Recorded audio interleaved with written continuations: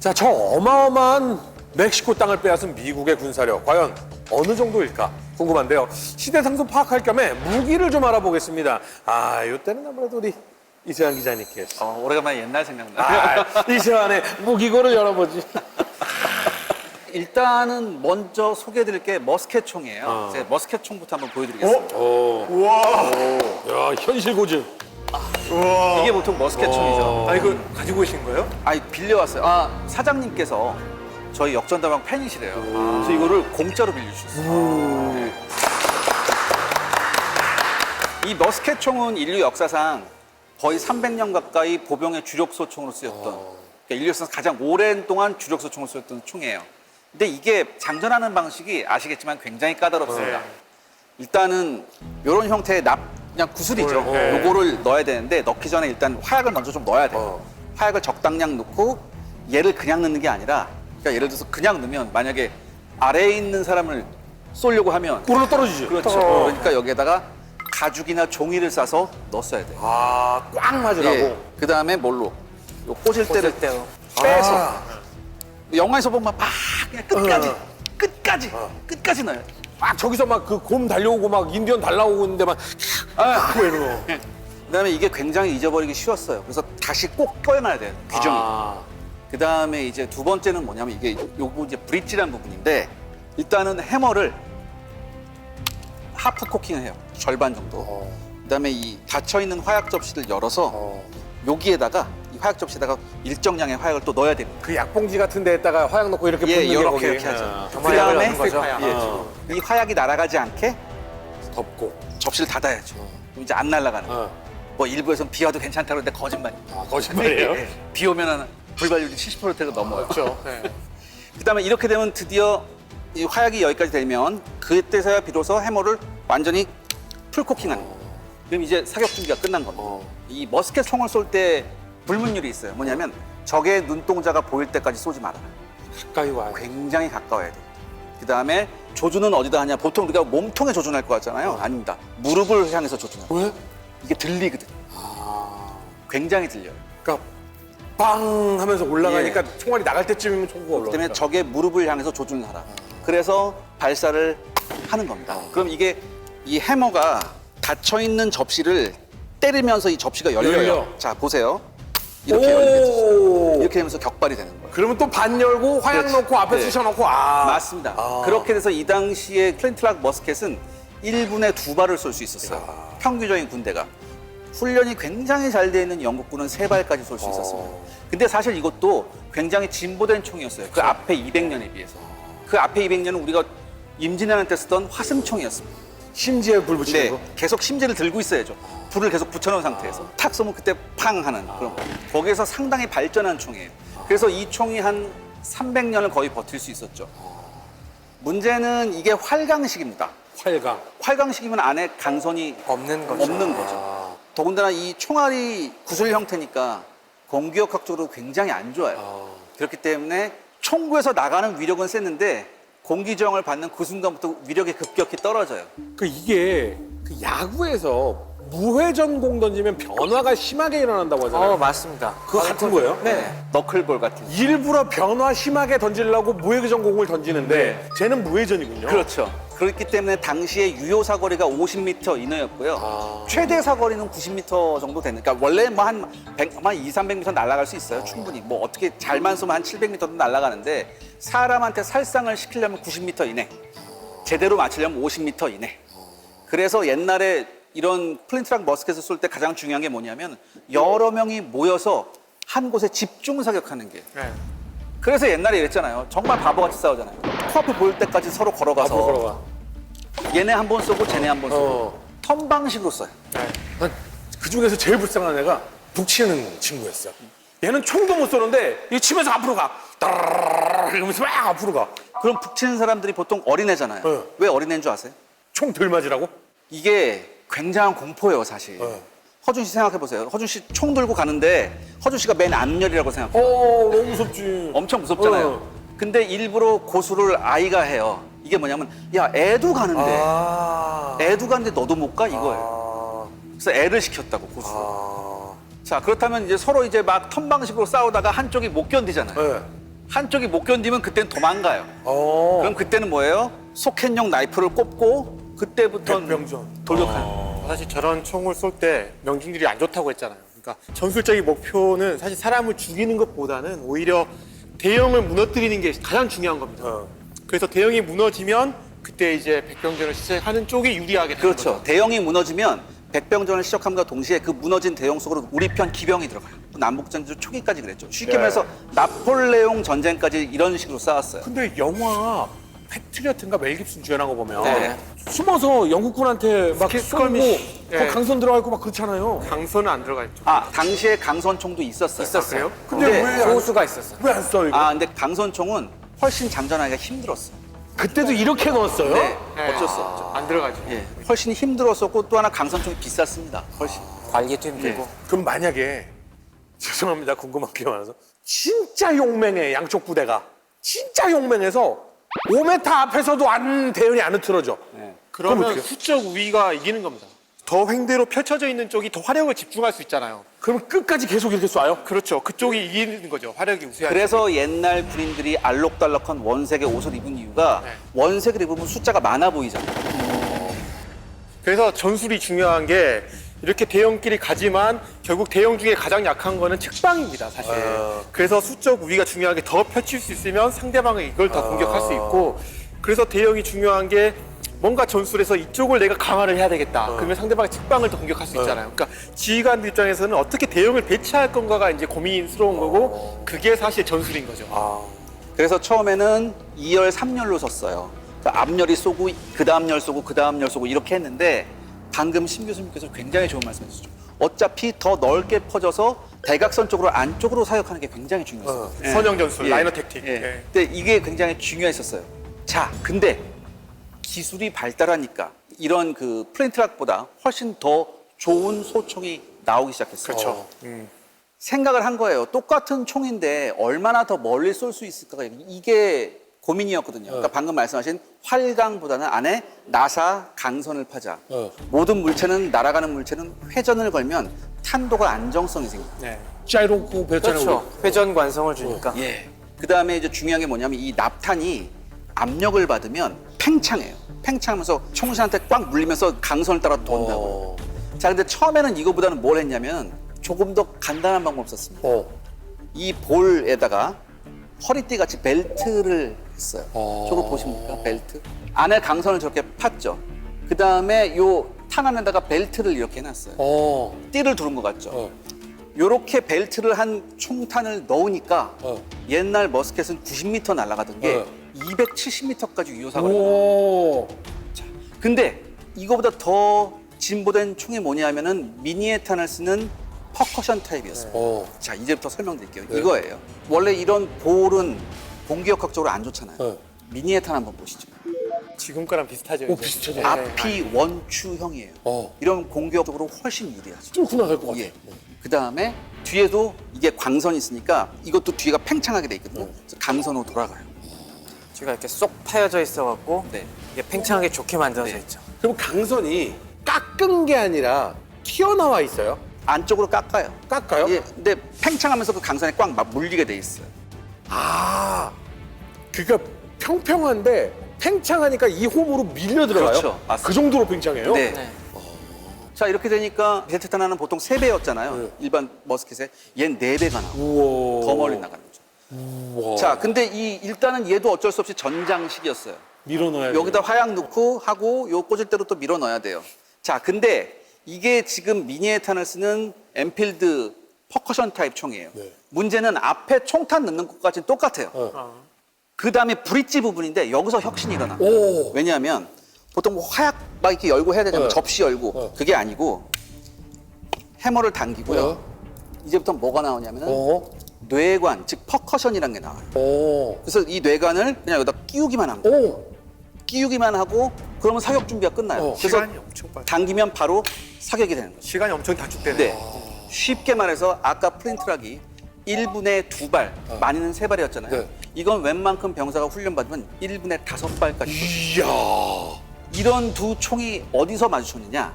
남북전쟁이 발발하기 직전인 1853년에 크림 전쟁이라고 들어보셨죠? 그렇죠. 크림 전쟁에서. 여기서 영국군과 프랑스 연합군하고 러시아군하고 붙었어. 자, 근데 문제는 뭐였냐면 이제까지 전술이 똑같잖아요. 네. 야, 이제 후방에서 전진하기 위해서 준비해라고 있었어요. 다 준비해라고 했는데 이런 혁신적인 총을 쏘니까 다 죽는 준비하고 있는데 거기에 총탄이 날아오는 거야. 와. 그러니까 당황한 지휘관들이 뭐야? 빨리 전진해 이렇게 했다고. 그러니까 빨리 전진을 했죠. 서로 쏘기 시작하는 거예요. 그런데 서로 무슨 생각을 했냐? 야, 이 정도는 총알이 날아올 거리가 아닌데 왜 날아오지? 이러면서 계속 가요. 강선이 들어가 있는 예. 걸 모르는 상태. 이러다 보니까 양쪽의 피해자가 어마어마하게 게다가 명중률이 훨씬 좋아졌잖아요. 명중률도 좋아지죠. 사거리도 더 길어졌죠. 근데 러시아군이 쓰면 영국, 프랑스 연합군은 안 썼을 거예요. 아, 러시아군은 아까 벨트탄을 썼었고요. 네. 영국하고 프랑스군은 이 미니에탄 소총을 썼었어요. 아. 그래서 러시아군 쪽 피해가 훨씬 컸었어요. 자, 근데 이런 혁신적인 소총이 남북 전쟁 때는 아주 보편화가 됩니다. 그 다음에 또 하나 남북 전쟁에서 더 혁신적인 게 나와요. 그래도 아직까지는 한 발밖에 못 쏘잖아요. 그렇죠. 한 발 쏘고 또 장전해야 되죠. 자, 근데 미국 콜트사에서 이런 드라군이라는 권총이 나오고 있어요. 자, 이거는 어떻게 혁신적인지 제가 말씀드릴게요. 서부 영화에서 보는 것과 비슷한 총이에요. 비슷해요. 자, 근데 원래 이거를 장전하려게 되면 이렇게 해야 돼요. 이렇게 해서 왼쪽에 있는 핀을 뽑아야 됩니다. 그렇죠. 안전핀을 뽑아야죠. 굉장히 안 뽑혀요. 자, 핀을 뽑았죠. 그 다음에 총신 자체를 분리시켜요. 그 다음에 실린더 자체를 분리해야 돼요. 옆으로 이렇게 탁 튀어나오는 방식이 아니군요. 분리해 놓은 다음에 이 앞에 구멍이 뚫려 있죠. 구멍이 뚫려 있는 데다가 일단은 볼바다라고 있어요. 잘 들어가라고. 볼버터라고 하는데 보통 볼바다라고 해요. 볼바다. 볼바다를 다 묻혀주고 구슬을 일단 손으로 하나씩 넣습니다. 그 다음에 여기 뒤집어 보면 여기 뭐가 톡톡톡 튀어나와 있죠. 여기에 일일이 이 뇌관을. 포션 캡을 하나씩 끼워 넣어야 돼요. 6개를 다. 그 다음에 다시 결합을 합니다.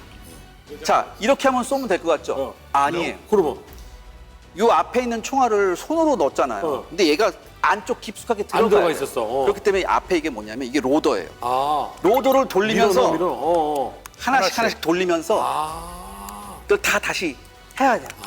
이걸 일일이. 그래야지 이제 쏠 준비가 됩니다. 그럼 이걸 이렇게 하죠. 얘가 비록 장전 시간은 5분 이상 걸려요. 6발 하려면. 근데 중요한 게 뭐냐? 연속 사격이 돼요. 6발을 쏠 수 있어. 이걸 누가 쓰냐? 기병이 썼어요. 오. 장교들은. 근데 보통 이런 기병들은 이런 총을 2개씩 갖고 12발을 쏠 수 있어. 양쪽에 꽂고. 신에게는 아직 12발의 총알이 남아있어. 그렇죠. 또 중요한 게 뭐냐? 좀 더 돈 있는 애들은 말 안장에도 2개를 더 꽂아. 이야, 24발. 그러면 이때부터는 천하무적.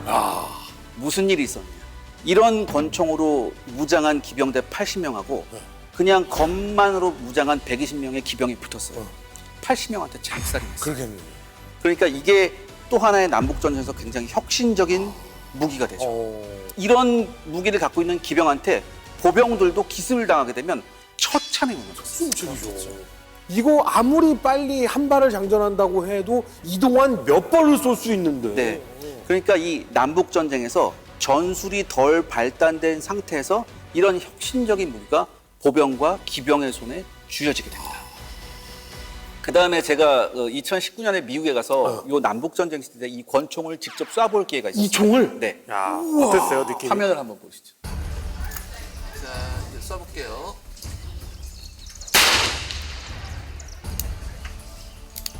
저게 장전이 상당히 힘들군요. 굉장히 힘들어요. 굉장히 총이 무겁고. 저거 처음에 하는데 얼마나 걸렸어요, 시간? 이거 맨 처음에 인스트럭터가 하는 걸 보고 따라했거든요. 네. 요거 빼서 다 장전하고 하는데 5분 이상 걸리더라고요. 혹시 여기에도 그러면 강선이 들어있어요? 아, 여기도 강선이 들어있어요. 우와.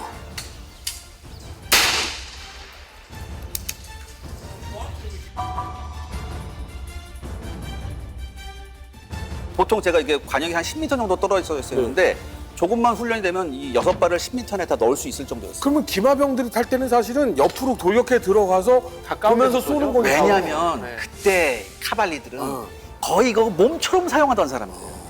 그러니까 뭐야 이렇게도 쏴요. 예? 이렇게도 쏘고. 그러니까 당연히 한 손으로 장전해서 이렇게 쏘는 예. 연습이 다 돼 있었던 거예요. 특히 유럽에 비해서 미국이 이 권총의 발달 속도가 굉장히 빠릅니다. 그때까지 유럽 기병은 아직도 검기병 위주였습니다. 검기병 위주였는데 남북 전쟁 때의 이 기병의 이 리볼버식 권총의 사용이 굉장히 그러니까 그때 남북 전쟁이 일어났을 때 유럽에서 참관단들이 왔거든요. 남군 기병대가 권총 쓰는 이 리볼버 권총 쓰는 모습을 보고 모든 유럽의 참관자들이 충격을 받아요. 그러니까 이 썸터 요새에 동원됐던 대포를 한번 조금 제가 알아보겠습니다. 네. 예. 보시면은 이 썸터 요새를 에워싼 포트 존스하고 몰트리 요새가 있었잖아요. 거기에 나와 있는 그 대포들 사진인데 네. 이거 바로 해안포예요. 그러니까 여기에 썼던 거 비슷한 것들이 다 썸터 요새 안에 있었다 이렇게 생각하시면 되고요. 해안포는 달라요? 조금 커요. 그렇죠. 이게 해안포는 해안을 지키기 위해서 필요한 거니까 해안 요새에 고정시켜 놓고 쏘는 포들이고 주로. 커다란 포를 이동시키기 굉장히 그렇죠, 힘드니까. 그렇죠. 그다음에 또 아무리 이때 당시에 아직 범선이 대세였지만 그럼에도 불구하고 대포로서 배를 격침시킨다는 게 굉장히 힘들었거든요. 그래서 대부분 커다란 포를 좀 선호를 했었어요. 그럼 막 이런 거 철갑탄 왜 이렇게 양쪽 사슬 묶어가지고 쏘고 뭐 이런 것도 해요? 그런 것도 있었죠. 당연히 아직까지 이 시대에 존재했었고. 근데 남북전쟁 때는 워낙 여러 종류의 대포 쓰였습니다. 네. 이게 이 남북전쟁이라는 것 자체가 18세기와 19세기, 그다음에 20세기 초반에 나올 것 같은 무기들이 완전히 복잡다단하게 섞여 있었던 전쟁이기 때문에. 근데 일단 썸터 요새에서는 중포가 많이 쓰였었어요. 그래서 남군은 당시에 주변 요새에 뭐 300문이 넘는 대포가 있었지만 실제로 동원한 건 한 43문 정도 동원을 해서 쐈습니다. 대표적인 게 이제 10인치 컬럼비아드포하고 42파운더 해안포, 요거는 구경이 7인치입니다. 그다음에 13인치 박격포 같은 걸 썼습니다. 특히 이 10인치 컬럼비아드포는 4종류가 있는데 이제 이게 개량이 됐어요. 연도마다 개량이 됐는데 이제 M1844라고 1844년에 생산된 이제 컬럼비아드 10인치 대포가 쓰였는데 이게 엄청난 포입니다. 왜요? 무려 58kg짜리 솔리드탄 쇠공을 5.2kg까지 날렸어요. 그 다음에 42파운드 포는 M1845라는 모델을 썼었는데 19kg짜리 솔리드탄을 무려 3.5kg까지 날렸었어요. 그 다음에 13인치 박격포는 사실 독립전쟁 때부터 이어왔던 무기를 좀 개량한 건데 이게 이 박격포 같은 경우에는 장약을 굉장히 많이 넣을 수 있었어요. 장약을. 무려 장약을 9kg를 넣어요.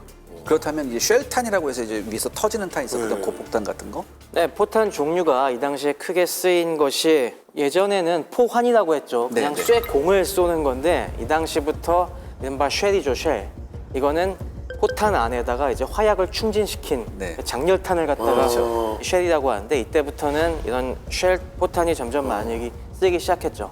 이 쉘탄을 무려 3.9kg까지 날렸어요. 오. 굉장히 좋은. 그리고 얘가 무서운 건 다른 것들은 배에 맞아서 배가 좀 상하고 뭐 이럴 수는 있겠지만 사람에게 직접 타격은 그렇게 심하지 않은데 네. 얘는 하늘에서 팡 터져가지고 선원들을 공격하는 그런 탄인 것도 거잖아요. 있었고 이제 가면 갈수록 이제 굉장히 잔인한 포탄하고 잔인한 포들이 많이 나와요. 근데 저 박격포는요. 네. 왜 이렇게 두꺼워요? 아까 얘기한 것처럼 장약을 엄청나게 많이 써야 되니까 포신 자체가 터질 수가 있기 때문에 저걸 되게 두껍게 만들고 그러니까 저거는 일단 고각으로 쏴야 되기 때문에 긴 포를 갖다가 이렇게 높여서 각도를 높여서 쏘면은 되게 불안정해요. 그러니까 이 포신을 짧게 해서 각도를 높이고 각도를 높여서 고각으로 높이 올라갔다가 내려꽂는 그 운동 에너지와 함께 빵 터트리는 거니까 장약을 많이 써야 되는데 그러려면은 포신이 버텨야 되니까 두껍게 만들고. 그렇죠. 고각샷 같은 경우에는 게임에서도 굉장히 어려운 샷입니다. 바람의 영향이라든지 각도가 조금만 틀어지더라도 이게 엄청 떨어지는 지점이 달라지니까. 반면 북구는 썸투 요새 안에 60문 정도의 네네. 대포가 있었습니다. 그러니까 남군하고 비슷해요. 10인치 컬럼비아드 포, 42파운드 해안포 똑같이 있었고 컬럼비아드 포 중에 8인치짜리도 있었어요. 조금 작은 거 구경이. 그다음에 24파운드하고 32파운드도 있었죠. 특히 이제 이 8인치 컬럼비아드 포는 이것도 M1844 모델인데 이게 당해져서 만능포였습니다. 그러니까 평사포도 되고 곡사포도 되고 때에 따라서는 박격포로도 쓸 수 있는 그런 대포였었어요. 만능이네. 네, 그래서 29kg짜리 솔리드탄을 4.4kg까지 날리는 만만치 않은 성능이 있었습니다. 근데 평시에는 한 4.5kg 정도 네. 이제 화약 넣고 쐈는데 네. 박격포 같이 고각으로 쏠 때는 한 6.8kg 정도 넣고 쐈어요. 근데 동쪽과 서쪽에 어떤 그 약간 반도처럼 생긴 섬들 네. 그리고 본토까지 해서 오각형으로 이렇게 막고 있잖아요. 그러면 여기에서 섬터까지는 얼마나 멀어요? 저 수도의 폭이 한 1km에서 2km 정도 사이였거든요. 이야. 그러다 보니까 충분하죠. 모든 포의 사거리가 다 되네. 근데 지금 해안포가 이렇게 보면 성 사이에 구멍에다가 이렇게 얼굴을 내밀고 해안포가 이렇게 쏘잖아요. 그렇죠. 근데 지금 보면 그냥 네모난 구멍이 아니라 이렇게 모래시계 모양으로 파여 있네요. 왜 그래요? 적에게 노출되는 요 포 안은 네. 되도록 좁게 만들면서 쏠 수 있는 각도는 폭을 넓혀야 되니까 이때부터 나온 게 뭐냐면 강선포가 나오잖아요. 근데 강선포가 카운터 어택 능력이 굉장히 좋았었어요. 어떤 기록에 의하면 강선포가 2km 밖에서 탄착군이 13cm 안에 들어가는 강선포도 있어요. 그러면 나를 노리고 쏜 그 대포의 구멍을 향해 쏘는 거예요. 그만큼 정확도가 높아진 거죠. 굉장히 정확도가 높았어요. 그렇기 때문에 저런 식으로 모래시계 형태로 만들어서 카운터 어택을 방지했어요. 그럼 강선포라는 건 우리가 흔히 강선 날린 총처럼 그렇죠. 맞아요. 대포가 이렇게 회전하면서 나가고 그다음에 재미있는 건 이 42파운더가 핫샷을 날릴 수 있었어요. 핫샷이 뭐예요? 핫샷이 뭐냐? 뜨거운 샷. 예, 솔리드 탄, 공, 쇠공, 그거 달궈요. 앞게 달굽니다. 그거는 옛날 고대에서 중세사에도 많이 있었지 않았어요? 옛날에도 있었는데 옛날에는 있었죠. 근데 이때 당시에는 이 핫샷의 역할이 뭐냐면 두 가지예요. 일단 배에 쏴서 적 배에 박히면 불을 나죠. 근데 함정도 쏠 수 있었어요. 요새를 향해서. 왜냐하면 요새 뒤쪽에 화약 창고도 있었고 많이 있었거든요. 그러니까 핫샷을 굉장히 많이 날렸었어요. 근데 이게 핫샷이 조금 문제가 있어요. 네. 왜냐하면 쇠는 달구면 팽창하잖아요. 팽창하죠. 근데 이게 포에 굉장히 큰 무리가 간대요. 그렇죠. 그래서 핫샷을 달구는 것도 기술이었어요. 요새들마다 이 핫샷 퍼니스라고 해서 핫샷 아궁이죠. 그러니까 이거 데우는 데가 있고 항상 주의해야 될 게 너무 뜨겁게 달구면 안 돼요. 너무 뜨거우면은 아까 얘기하신 것처럼 너무 팽창을 해서 포신에 꽉 껴버리는 수도 있고 잘못하면 뒤에 있는 장약이 터질 수도 있어요. 그래서 이걸 갖다가 체리 레드라고 하는데 딱 그 체리 색깔 정도의 약간 거무스레한 빨간 빛, 그러니까 그게 한 800도에서 900도 그 정도까지 달구는 게 기술이었다고 하고요. 딱 그때 떠럭 집어넣어서 물론 곧장 집어넣으면은 안에 있는 장약이 터지니까 그 사이에 점토도 넣고 네, 경목이나 그다음에 아니면 이제 뭐 물에 그죠, 묻힌 물에 뭐 나무 젖은 같은 뭐 이런 것도 넣고 했어요. 그래서 이렇게 해서 딱 쏘는데 이게 포에 무리가 많이 가니까 발사 횟수에 제한이 있습니다. 그러니까 하루에 2발 뭐 이런 식으로.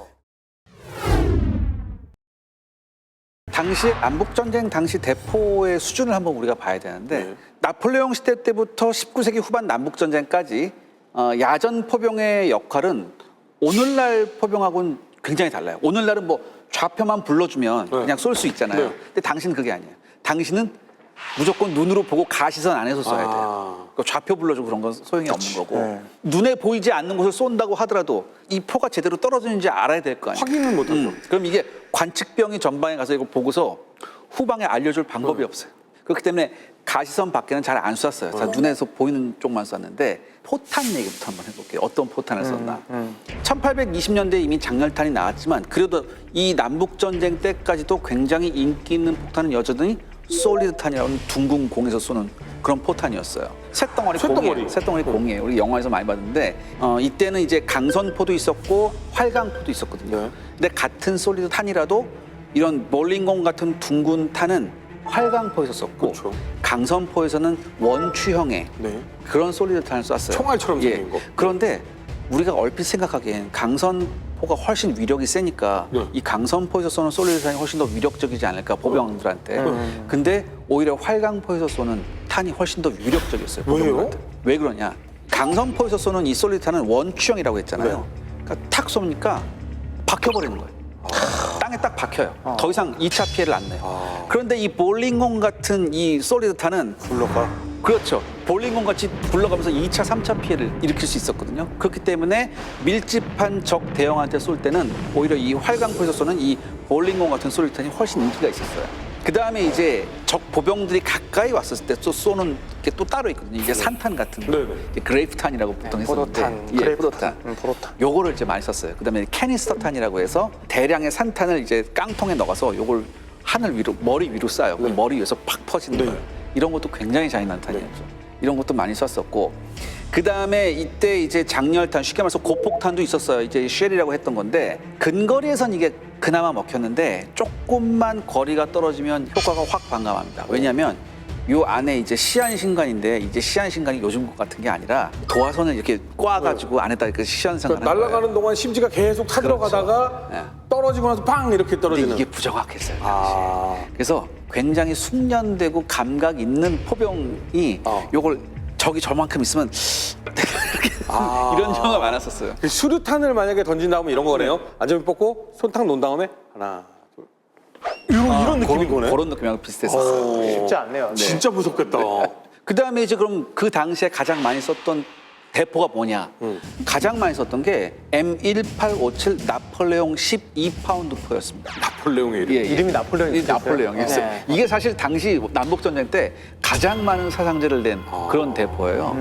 프랑스 걸 들여온 거고 저기서의 나폴레옹은 나폴레옹 1세가 아니라 나폴레옹 3세. 아, 생각보다 작아요. 근데 이게 1857년에 미국에서 채택이 돼요. 그래서 라이센스 생산도 된 거예요. 이제 최대 사거리는 5도 각도에서 1.5km가 나와요. 근데 이게 활강 대포기 때문에 유효 사거리가 250m밖에 안 됐어요. 그러니까 아까 심 교수님이 말씀하셨듯이 제대로 적한테 쏘려면은 250m까지 앞으로 끌고 가서 쏘야 된다. 총을 이렇게 겨누고 있는데. 그렇죠. 근데 이게 워낙 단순하고 신뢰성이 높았기 때문에 남군, 북군 전부 다 애용했어요.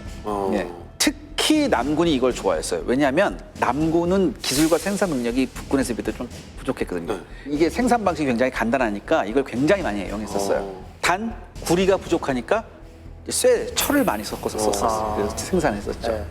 그러니까 아무튼 이 남북 전쟁 당시 양측 포병 전술과 운용의 기준을 세운 게 바로 이 대포예요. 네.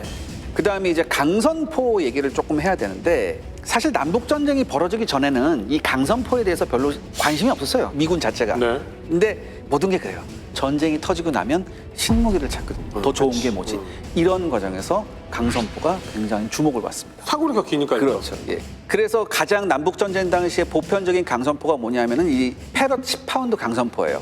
이것도 1861년에 특허를 받은 대포인데 대대적인 채용은 이미 이제 전쟁이 터지고 난 이후에 이렇게 됩니다. 근데 이 강선포는 뛰어난 장점이 있죠. 무엇보다도 정확도가 좋았습니다. 활강포보다 훨씬 정확도가 좋았어요. 적을 향해 직선으로 쏘는 거 아니에요, 그러니까? 네. 예를 들어서 패럿 10파운드 강선포 같은 경우에는 5도 각도에서 최대 사거리가 1.7km 정도예요. 그러니까 나폴레옹 포하고 별 크게 차이가 아니, 없죠. 활강하고 완전 다르지. 직선으로 근데 올라가는데. 명중률은 차원이 달랐습니다. 나폴레옹 포가 아까 250m 정도가 돼야지 비교적 목표를 맞출 수 있어요. 유효 사거리가. 근데 이 강선포는요, 1마일, 그러니까 1.6km 밖에서 나폴레옹 포하고 거의 차이가 없는 명중률을 보이고 있습니다. 그러니까 이게 굉장히 쓰는 입장에서 차원이 다릅니다. 그럼 남군도 이걸 쓰고 있었다고요? 네. 아, 그러면 북군 대포 올 때 땡큐지. 아, 근데 남군은 이게 좀 적었어요. 남군은 좀 적게 썼었고 북군이 훨씬 많이 썼었고 그다음에 이게 20도 각도로도 올릴 수 있었거든요. 그러니까 심지어 이제 곡사포 비슷하게도 쏠 수 있었어요. 아니, 그러면 그런 전략이 있는데 뭐하러 앞으로 밀고 나가? 문제는 곡사포처럼 쏘면 되지. 문제는 뭐였냐면 계속해서 green, all green. 그러니까 이 포병병과는요. 지금도 마찬가지지만 이때 당시 포병병과는 굉장히 특수한 병과예요. 그래서 활강에만 익숙해져 있었던 지휘관들이 있으니까. 근데 이제 중요한 건 뭐냐 하면은 대포도 대포지만 총도 강선총이 나왔잖아요. 네. 그러니까 되도록 보병 뒤에서 쏴야 돼요. 그렇죠. 근데 지금 급해 맞으니까 앞으로 끌고 나가 버렸다. 그리고 아직은 그런 보병의 사거리가 긴 총의 위력을 모르는 그렇죠. 거죠. 아. 네. 근데 이게 사실 나폴레옹 전쟁부터 이런 사례가 있어요. 왜냐하면 공격적으로 썼죠. 예, 나폴레옹 전쟁 때도 일부 보병이 강선총을 쏘았어요. 어허. 이게 샤프슈터라고 해서 강선총을 쏘는 그 병사들이 있었는데 이 병사들의 주임무가 적 포병 사살이에요.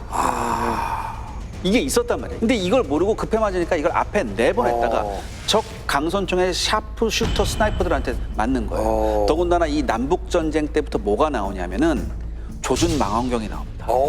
저격이 생기는 거네요. 그러니까 팔각형의 무슨 긴 총신의 총이 나오기 시작하는데 그 위에 총신만큼 긴 망원경이 달려 있어요. 이런 총이 나와요. 이게 뭐냐면 적 지휘관이나 아니면 포병을 죽이는 거예요. 우리도 그린이고 상대방도 그린이고 모두 그린이겠지.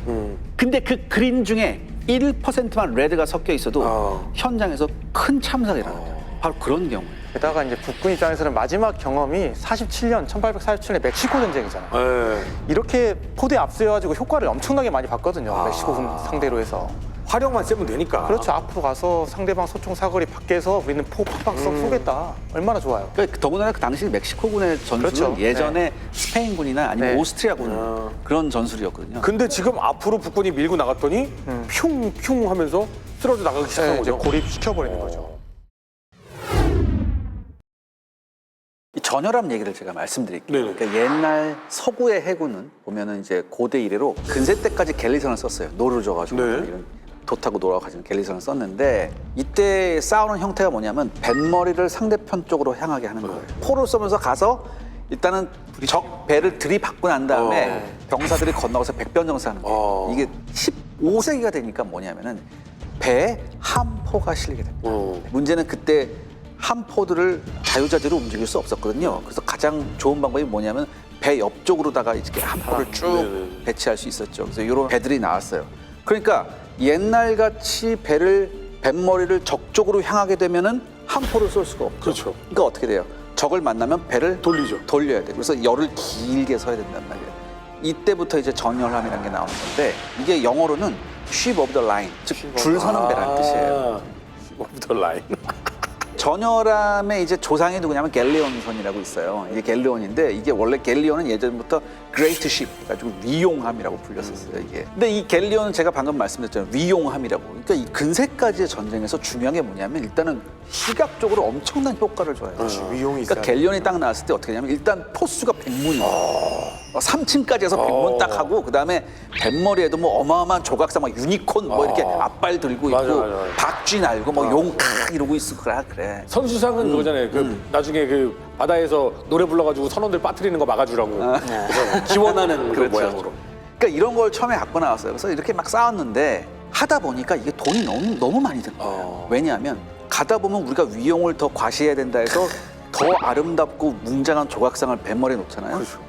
근데 이게 놓다 보니까 배 전체 하중의 절반을 잡아먹는 거예요. 아, 뱃머리가? 네. 그래서 이게 한마디로 사하중이잖아요. 이거 안 되겠다. 그 다음에 이것만 없으면 배의 건조 비행의 3분의 1을 절약할 수 있어요. 그리고 얘 때문에 대포를 더 많이 못 싣는 거예요. 그러네. 네. 그래서 아야 이거부터 치우고 우리가 배를 조금 더 효율적으로 날렵하게 만들어야겠다. 라고 해서 이제 이런 것들이 없어지기 시작합니다. 갤리온에서. 없어지기 시작하고. 들이받으려고 하면 선장이 받지마.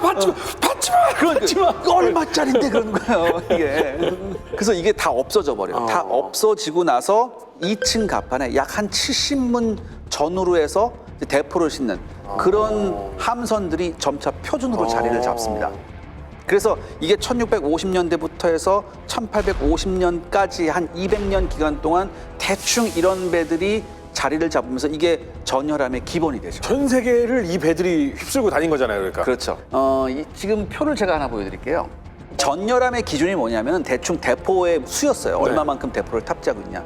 1650년도에는 한 약 30문화의 대포만 실어도 이제 전열함의 반열에 들어가는데 1850년에 들어가면 약 80문 정도는 있어야지 전열함 축에 낄 수 있었습니다. 포가 점점 많아집니다. 그렇죠. 그러면 양쪽에 40개씩인 거예요? 아니면 80개를 이쪽으로 옮겼다가 양쪽에. 이쪽으로? 왜냐하면 양쪽에. 한쪽에 하면 이거 밸런스가 무너지기 때문에 보통 1740년 이후, 그러니까 18세기 중반 이후에는 제가 말씀드렸잖아요. 2층에 한 70문 정도? 이것보다 더 큰 것도 나오긴 해요. 사실 3층에 돼 있어서 100문 탑재한 것도 있는데 이런 건 몇 척 안 돼요. 이런 건 뭐냐면은 그 함대 기함 같은 거. 기함. 그런 같은 게 이런 경우에 있어. 보통은 뭐 이렇게 대충 이런 와, 진짜 정도였는데. 이게 그때 당시에 이 그냥 일반 시민들이 이렇게 바라보면 네. 어마어마한 빌딩이 이렇게 서 있는 느낌이 네. 다. 근데 대항해 시대를 지나서 이제 본격적으로 식민지를 개척했던 그때 시대 때 이런 큰 배를 많이 만들었어요. 특히 의외로 스페인이 많이 만들었어요. 오. 스페인이. 그러니까 스페인의 대형 전열함이 하나 있습니다. 산티시마 트리니다드라는 배가 있어요. 이게 3층 포갑판을 갖고 있고요. 함포가 무려 116문입니다. 근데 나중에 이걸 116문도 적다고 해서 한 번 더 개장을 해요. 그래서 136문을 탑재한 4층 포갑판을 갖고 있었어요. 근데 우리가 이거를 한번 생각해 봐야 돼요. 우리가 보통 18세기 중반 이후에 근대에서 보통 세계 최강의 함대하면 어느 나라겠어요? 영국이잖아요. 근데 지지 않는 나라. 영국이 전열함 시대 때 영국 전열함은 축에도 못 꼈어요. 스페인이나 프랑스 전열함에 비하면 굉장히 초라했습니다. 이게 사례가 하나 있어요. 1740년 4월에 스페인 한 척의 전열함하고 영국의 세 척의 전열함하고 붙었어요. 결국에 영국이 이기긴 했는데 무려 이 스페인 전열함이 6시간을 버팁니다. 이게 뭐냐면은 그때까지 영국제 전열함의 건조 기술이 별로 안 좋았습니다. 별로 안 좋았고 대포도 그렇게 성능이 별로 안 좋았어요. 근데 이 스페인 이 전열함들은 굉장히 견고했었어요. 그래서 이제 영국이 많이 고전을 했었죠. 근데 무서운 건 뭐냐면은 영국이 이겨서 그걸 배를 가져오잖아요. 철저히 분석해서 그 전까지 영국이 건조할 때 무슨 방법이었냐면은 과학적이 아니라 좀 숙련된 그 건조 기술자한테만 의존했었어요. 근데 그게 아니라 전체적인 배의 밸런스를 하고 과학적으로 딱딱딱 규격화되는 거 이런 게 없었었거든요. 근데 프랑스하고 스페인 전열함을 납포하면서부터 얘네가 이런 걸 쓰네. 이렇게 하면서 이게 발전된 거예요. 그리고 이런 전통이 이제 미국까지 넘어가는데 자, 그럼 지금부터 이제 미국의 전열함을 살펴봅니다. 근데 18세기만 해도 미국은 신생 해군국이잖아요. 그러니까 비용과 인원이 별로 많이 없어요. 이 당시에 대부분의 미국 수병들이 영국에서 도망쳐온 애들이에요.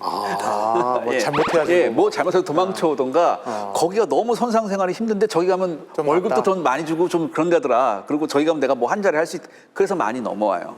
근데 이 미국이 돈이 많이 없으니까 미국은 초창기에 어떻게 했냐? 전열함 대신에 프리깃함을 건조하는 쪽으로 갑니다. 프리깃은 좀 낮은 거 아니에요? 네, 그러니까 이 프리깃은 사실 16세기 말부터 등장한 범선이에요. 그러니까 오늘날에는 호위함 정도로 이제 얘기할 수 있는데 네. 이게 프리깃은 체구는 작아요. 체구는 작지만 속도가 빠르고 또 하나 장거리 항해가 가능합니다.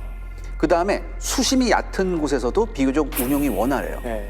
그러니까 한마디로 무장이 충실한 다목적 전함이에요. 프리깃이. 강에서 가능하네. 네, 강에서도 가능하죠. 네. 네. 근데 중요한 게 뭐냐? 보통 프리깃에는 대포가 40문이 탑재되거든요. 근데 미국이 이렇게 생각한 거예요. 우리가 프리깃 똑같은 거 40문 탑재해서는 안 된다. 우리는 뭐로 간다? 우리는 슈퍼 프리깃으로 간다. 슈퍼 프리기. 야, 미국 그러면서 50문 이상 대포를 싣는 프리깃을 이제 만듭니다. 근데 이게 효과가 굉장히 좋았어요. 미영 전쟁에서 미국 프리깃이 영국 프리깃하고 1대1로 붙으면 절대 안 졌습니다. 포도 많으니까. 포도 많고. 체급이 크잖아요. 네. 그래서 이 프리깃으로 우리는 미국은 주력으로 삼는다라고 갔어요.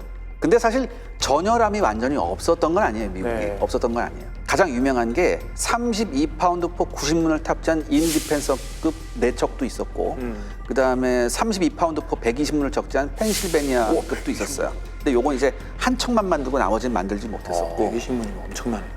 그다음에 적게는 64문부터 많게는 102문까지 포를 실을 수 있었던 델라웨어급도 7척이나 있었어요. 네. 근데 이 전열함은 남북 전쟁이 터지자마자 남군 손에 넘어가면 안 되니까 대부분 이제 자침시키거나 이제 불태워져. 어라. 어쩔 수 없었어요.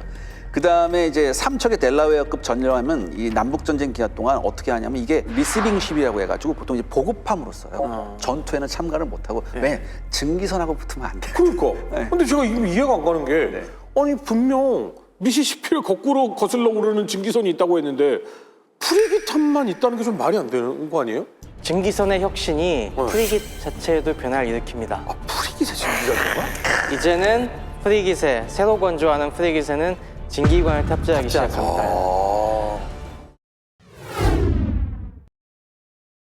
재미있는 이 신무기들, 신개발품들이 많이 보였거든요. 또 다른 건 없어요? 네, 이때 신무기가 굉장히 많이 나와요. 그 중에 하나가 이제 초창기 수류탄이에요. 아, 수류탄이 있대요. 수류탄은 사실 최초로 쓴 게 예전에 이제 몽골이 일본 침략했을 때부터 수류탄이 나오긴 했어요. 몽골이 일본을 들어갈 때 그때는 수류탄을 이제 썼다고요? 테츠하우라고 해가지고 도자기 수류탄이 있었어요 그때는. 아, 안에다가 화약을 채우고 심지 꽂아가지고. 근데 이제는 이제 그런 정도는 아니지. 초창기 수류탄은 이제 보통 이제 가장 많이 알려진 게 캐첨 수류탄이에요. 캐첨? 윌리엄 캐첨이라는 뉴욕에 살던 사람이 설계하고 특허를 내서 그래요. 사람 이름이구나. 네. 캐첨. 그러니까 요거 보시면 다트 같은 네, 느낌? 안전 다트 같죠. 이렇게 뭐, 이렇게 뭐 하면 딱 달라붙는 것 같은. 근데 저 앞에 있는 게 달라붙는 게 아니라 저게 뇌관이에요. 딱 때리면서 그러면 이게 딱 던졌는데 이게 앞에 딱 맞아야 빵 터지는데 그렇죠. 뒤로 딱 떨어져가지고 서 있으면 되게 애매해. 맞아, 그런 경우가 나와요. 그게 가끔이 아니라 왕왕 그랬어. 쉽지 않죠. 그러니까 이게 지금 보면 이제 다트 같이 뒤에 안정 날개핀이 있잖아요. 네네. 그래서 싹 던져서 뇌관이 밑에 가도록 그렇죠, 그래서 이제 안전핀을 달았는데 이제 화약의 양도 좀 달랐어요. 뭐 1파운드짜리도 있었고 2파운드, 뭐 5파운드 이렇게 수류탄이 있었는데 지금하고 똑같이 안에 어떤 그런 이것들이 있어요? 단면에 보시면 저게 화약이 이렇게 들어있죠. 화약 채우고 충격 내관이 앞에 이렇게 돼서 저게 닿으면 폭발하는 거예요. 충분히 에너지가 있어야지 폭발하는 그렇죠. 거겠네요. 예, 바로 맞아요. 앞에서는 좀 힘들 것 같은데. 예, 방금 혁준 씨께서 말씀하셨듯이 불발률이 굉장히 높았어요. 이게. 그렇지. 그 다음에 이게 일단 어디든지 딱딱한데 탁 돼야지 이게 그렇죠. 심장이 작동할 거 아니에요. 그러니까 이걸 남군도 알았거든. 그러니까 북군이 수류탄 던질 것 같으면 담요 펴놓고 있는 거야. 바닥? 그래서 담요 탁 해서 아니면은 심지어 뭐가 있으냐 딱 던졌는데 딱 받아서 다시 던지는 거야. 야구나 뭐 이런 쪽 선수들 그렇죠. 앞에 있으면 활약했겠네. 근데 이제 북군 이제 육군하고 해군 많이 썼는데 의외로 해군이 굉장히 많이 썼대요 이거. 오. 아, 진짜요? 이게 왜냐하면 이제 가끔 접근전 같은 거 할 때 해군도 총보다는 이거 그냥 던지는 거. 아, 그렇겠다라고 하는 게 육군은 지형이나 어떤 모든 것들이 딱딱하지 않은 것들도 많이 있는데 네. 배는 다 딱딱할 것 같아. 뭐 부딪히면 다 터질 것 같은 그렇죠. 느낌이죠. 예. 이거를 겪은 남군도 아 우리도 이걸 만들어야겠다라고 해서 이제 남군도 수류탄을 등장시킨 거예요. 이제 개발자가 누구냐면 남군의 가브리엘 레이즈 장군이 만들었는데 이 친동생도 남군 민병대의 준장이었어요. 근데 형제가 뭐에 능통하냐? 폭탄, 어뢰, 부비 트랩 뭐 이런 거 만드는데 다. 그러니까 맨날 뚝딱뚝딱 하면서 그런 거 폭탄 만든 거. 왜 어렸을 때부터 이제 형제끼리 폭탄 만드는 애들 있었어. 강원도 보면. 진짜로 형제들이 그런 거 좋아하는 형제들 있어요. 막 뚝딱뚝딱거리면서 하는 걸. 그러니까 밤브라더스야 얘네 한마디로 이런 애인데 근데 이 형인 이 가브리엘 레인스 장군이 만든 이 레인스 수류탄 보면요 약간 달라요. 이거 뭐야 저건? 몸체는 비슷한데 안 좋은 꼬리 날개에다가 꼬리 날개를 따로 안 달고 이렇게 좀 리본 같은 이런 것만 이렇게 했어요. 최 박사님 이게 어떤 효과가 있나요? 여기 리본 이렇게 끝에다 달면 뭐야 저게? 리본도 뒤쪽에 저항을 유발하면서 저것도 꼬리 날개처럼 밑으로 딱 떨어지게 하는 효과가 있죠. 저희 저걸 본 게 어디였습니까? 저희가 도쿄대 공습 같은 그렇죠, 거 할 때 그렇죠. 예. 소위탄 떨어뜨릴 때 그 소위탄 자탄마다 안에 리본이 들어있어갖고 이게 떨어지면서 리본이 픽 하면서 밑으로 떨어지게 했다고 그때 봤지 않습니까? 그러니까 요거를 던지면 1m 정도 날아가면서 리본이 펴진대요. 근데 나중에는 이제 요거 천 꼬리 대신에 네. 이게 나무 막대기를 그러니까 접해요. 망치같이 생겼어. 근데 이게 사실 훨씬 더 멀리 나갔대요. 이렇게 던져가지고. 아니 멀리는 나갈 것 같은데 이게 뱅글뱅글 돌아갈 거 도니까 아니에요. 뇌관으로 때리기가 쉽지 않아. 아 근데 이 헤드 부분이 무거우니까 대부분 떨어질 때 이렇게 떨어졌는데 이거 역시 불발탄이 많았습니다. 그러니까 툭 떨어져서 안 터졌다 그러면 북군도 집어서 던지는 거예요. 그다음에 이제 나름 이제 어깨 좋은 병사들이 많았어요. 그래서 어떤 애가 던지면 50m 날아가는 게 있었대요. 그때부터 야구가 이제 미국에서. 아니 근데 야구가 있었더라고요. 그러니까 이때에 군인들이 공 던지고 방망이로 치고 하는 그 쉬는 시간에 하는 놀이들이 보여요. 네. 그러니까 이미 이제 야구 비슷한 놀이들은 나온 것 같아요 이 시기에. 그다음에 이 수류탄의 또 활용법이 뭐냐면은 이게 앞에는 뇌관이 있잖아요. 네. 요걸 응용해서 지뢰같이 쓸 수 있었어요. 아 세워놓고. 네. 근데 사실 지뢰로는 이런 수류탄보다 더 많이 썼던 게 뭐냐면 25파운드 포탄이 있었습니다. 그 위에다가 뇌관을 껴서 그거를 묻어놓는 게 훨씬 좋은 방법이고 효과가 컸대요. 왜냐하면 그거는 한번 잘못 밟으면 주변이 뒤집어 엎어져. 대전차 지뢰 같은 느낌이네요. 그래서 이런 수류탄도 나왔었고 그 다음에 또 굉장히 우리가 눈여겨봐야 될 게 뭐냐면 열차포가 이때 나왔습니다. 열차포. 열차포. 네. 이거 2차 대전 때 독일에서 썼던 거 아니에요? 아 1차 대전 때부터 있었죠. 1차 대전 예. 근데 이게 실전에서 가장 먼저 썼던 게 남전에서 남군이 먼저 쓴 거예요. 예. 그러니까 사실 이런 아이디어는 철도 대국인 러시아도 있었고 영국도 이런 걸 고안했었는데 근데 어디다 써요 저걸? 아 이게 사실 지상에서 대포를 쏠 때 여러 가지 문제점 중에 하나가 우리가 지난번에 대포 얘기하면서 했었죠. 대포를 쏜 다음에 가장 먼저 해야 될 일이 뭡니까? 일단 제자리로 돌려서. 그렇죠. 이게 반동 흡수하는 게 굉장히 힘들어요. 그리고 이 반동을 흡수하는 과정에서 포가 굉장히 많이 망가졌거든요. 근데 이 열차에다가 대포를 실어 놓으면 이 레일 따라서 그대로 가기 때문에 반동 흡수가 굉장히 좋아요. 근데 다만 이게 주의할 점이 있습니다. 대포를 레일 방향에 맞게 해놔야지. 그렇죠. 만약에 레일 방향하고 90도 방향으로 해놓으면 뒤집어지네. 뒤집어졌어요. 일단 열차가 훨씬 더 무거운 포를 움직이기가 쉬우니까 마차로 저걸 끌고 가려고 그렇죠. 생각해보세요. 얼마나 근데 힘들겠어요. 이렇게도 생각할 수 있잖아요. 레일 방향에 적이 없고 딴 데 있으면 애매해지잖아요. 그래서 심지어 그때 새로 깔아요. 요 마치 폭 해가지고. 야 저기 오른쪽에 있다 철길 깔아라. 그러니까 이렇게. 침묵하고 어느 일정 부분이 있어서 거기에 맞게 할 수 있었어요.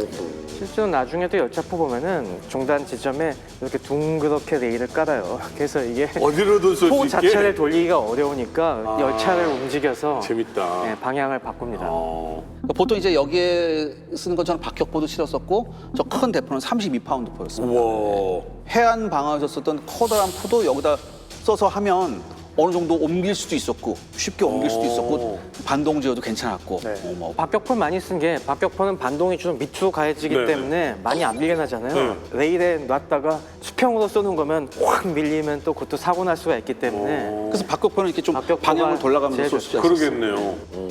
그래서 처음 이 열차포를 본 남군 병사들이 깜짝 놀랐대요. 이거 버지니아가 땅으로 왔구나. 버지니아호가. 근데 이게 땅으로 왔다.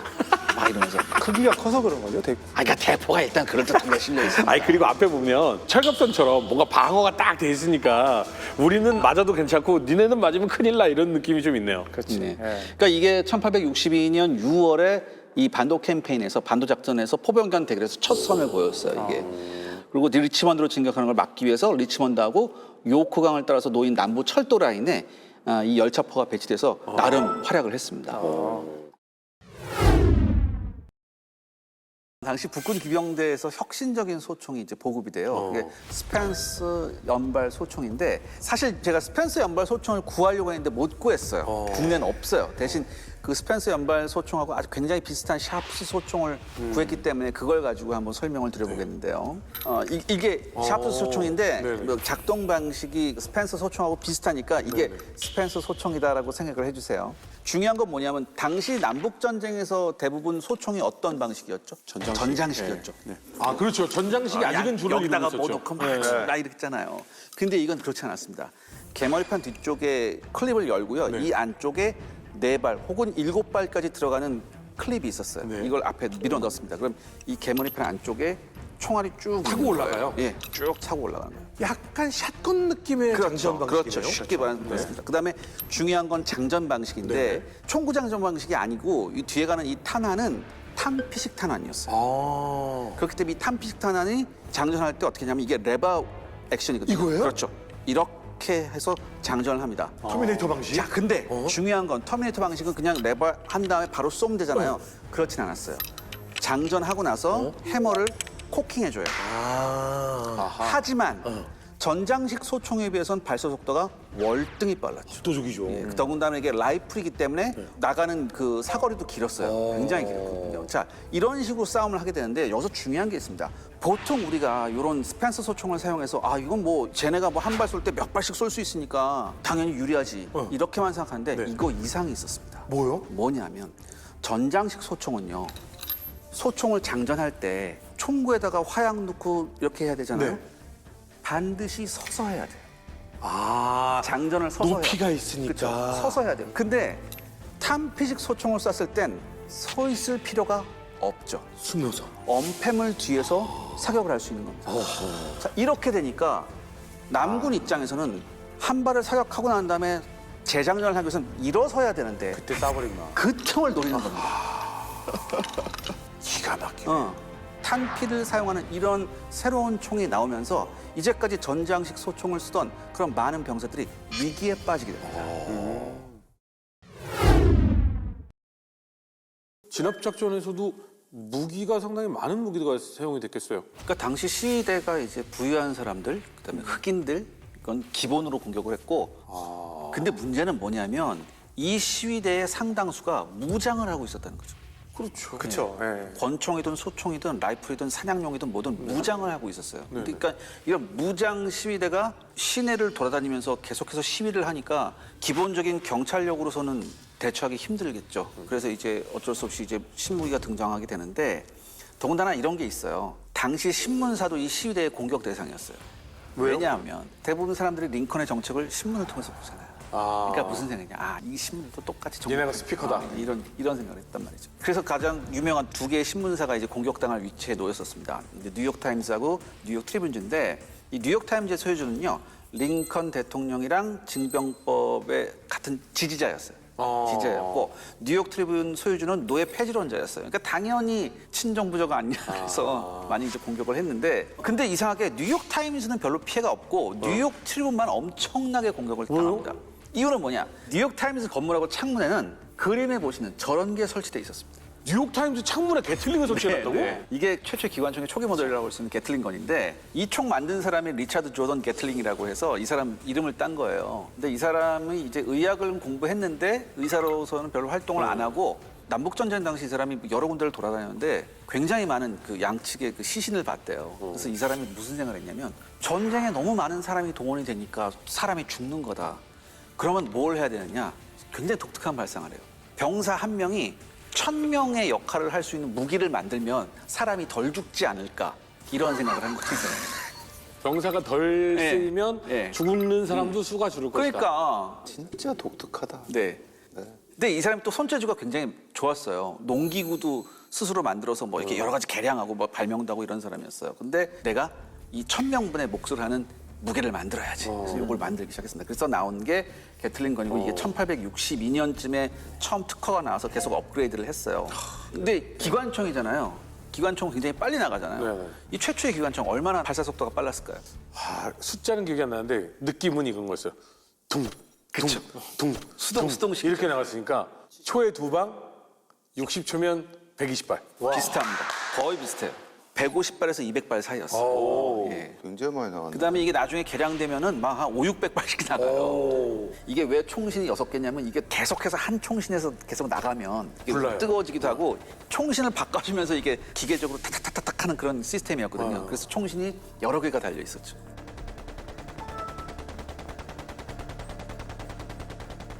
저건 상당히 빠른데요. 저건 좀 개량형이어서 계속 돌리고. 저거 빨리 돌리면 더 빨리 싸져요. 아니, 안 돼. 안 돼, 아니요, 안 돼. 그러니까 그게 문제가 있습니다. 저기 맨 위에 있는 게 탄창이에요. 긴 막대 탄창을 놓고 하는데 가끔 이런 문제가 있어요. 실전에서 흥분해서 빨리 돌리잖아요. 그럼 재미나요. 그래서 타이밍을 맞춰야 저때 되구나. 게틀링건을 훈련할 때 가장 강력한 훈련이 뭐였냐면은 리듬에 맞춰서 돌리는 거였어요. 일정한 속도로. 이게 만약에 전장에 투입이 된다면 완전 달라지죠. 전장의 분위기는 장난 아니겠네. 예, 근데 이제 굉장히 비쌌어요. 굉장히 비쌌고 또 하나 이게 기관총이지만 보시다시피 포가 위에 올려져 있어요. 네. 그래서 이것을 지급받는 병사들은 이걸 대포같이 운영을 해야 된다고 생각했었어요. 그래서 이제 생각보다 진과를 발휘 못했고 하지만 이거를 알아보고 구매한 장군이 벤자민 버틀러였어요. 그래서 사비로 무려 12정을 사가지고 아직 군에서 제식으로 채택이 안 됐는데도 이거를 사가지고 2개 정도는 피터스버그 전투에서 사용을 했다고 하더라고요. 예. 그래서 남북전쟁이 끝난 이듬해 1866년에 미 육군이 공식적으로 이 게틀링건을 제식으로 채용을 합니다.